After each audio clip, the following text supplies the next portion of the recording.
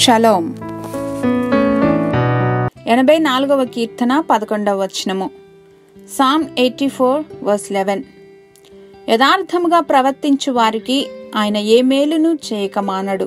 No good thing does he withhold from those whose way of life is blameless.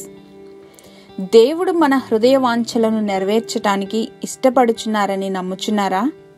ఇది నమ్మటానికి ఎంతో ఛాలెంజింగ్గా ఉంటుంది కదూ. సర్వసృష్టికర్త అయిన దేవుడు మన హృదయంలోని ఆశలను గురించి కూడా దృష్టిస్తారా? అవును. మన మార్గములను దేవునికి అప్పగిస్తే, ఆయనను విశ్వసిస్తే దేవుడు మన కార్యాలను నెరవేరుస్తారు.